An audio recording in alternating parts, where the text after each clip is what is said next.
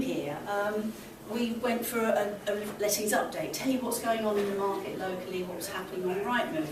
And I was going to do that again, however, there's been a huge amount of noise on the web with regard to Legionnaires. So I thought, actually, it's quite interesting. It's something that should be done in 5 minutes, as it were.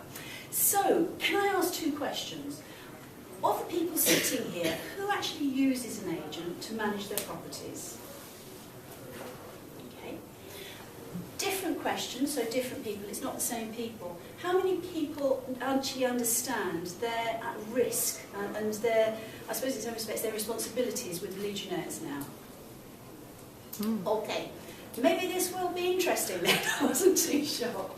So, first of all, what is Legionnaires, or what's actually happened?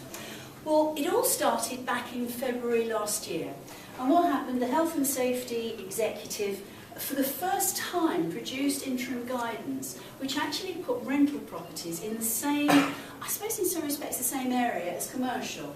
Effectively, what that meant was that landlords, and they keep on mentioning landlords in this interim guidance, were responsible for water testing and were responsible for Legionnaires.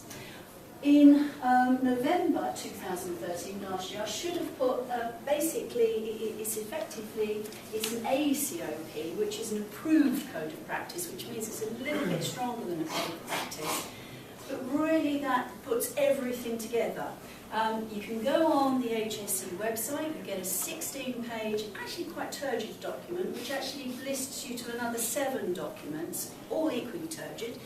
But really within that, there's some scary stuff, like anything. You read it, you read the detail. But, however, it is now, as I say, really accepted. What's the breach? If the breach is someone dies, and obviously nobody wants that, but effectively what you're looking at is it's criminal, so you would have a criminal record, fine and or imprisonment. So that's really what we're talking at the top end. So what's the problem? Well, effectively what it is, it's a fatal form of pneumonia. People get it through inhaling small water droplets. This is where there's sort of like, as a landlord, I look on it and I say, okay, how many people died last year? 30 people died of it. 700 people died falling down the stairs. Okay, we'll put that into context. But effectively it's by inhaling small water droplets. You can see where the risks are. That last one, biofilms. Does actually anyone understand what biofilms are? That's blue.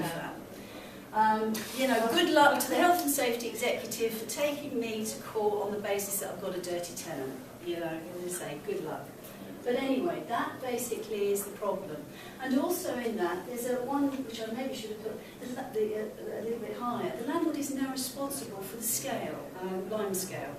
So basically cleaning and things like this. So what's your responsibility? Well, this is where it comes. You've got to ensure there's a risk assessment. You've got to have it completed by a competent person. And this is where a lot of the noise is coming from. Because if you go on the web and you Google Legionnaires testing, you get thousands of companies coming up. So they all understand that basically there's something about to happen, there's something happening. It identifies the components of the water system, provides a record, provides details of risks, recommends the steps required to address the risks, and the works needed to be actually addressed. The regular review, at the moment, interim guidance said it's every 2 years. So that's effectively what you're actually looking at. So where is the risk? Well, and I'm going to say scaremongers because, you know, again, people want to get this going. They're saying that 6% of analysed properties had significant levels of bacteria. What no one's saying is whether the significant levels of bacteria kill you.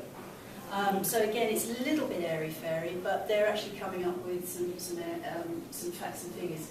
In the main, the areas were found to be storage tanks and dead legs in plumbing systems. So you've got a bit of plumbing going along that way, old historic stuff, water builds up, that's dead leg.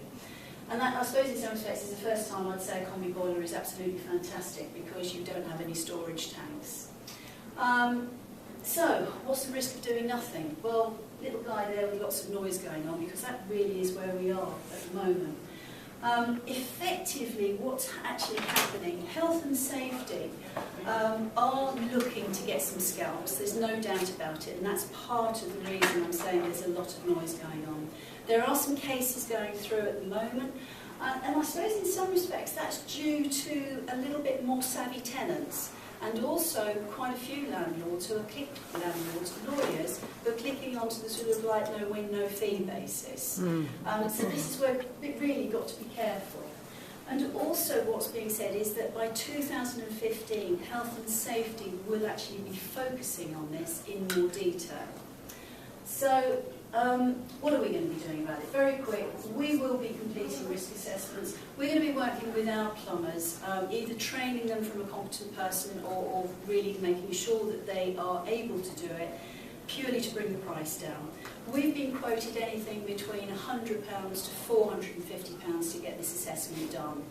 It's not a statutory need, but as I say, you sort of look on the worst case scenario. Where the price seems to be coming in is the lab that you work with. It's got to be a UK AS accredited lab that actually can do the Legionnaires test. Recommending works and basically taking it from there. So I'm sorry it's not a happy, rental is fun, rental's moving forward, which it very much is, but really it was something that I thought it's an interesting topic to bring up, and it's happening at the moment.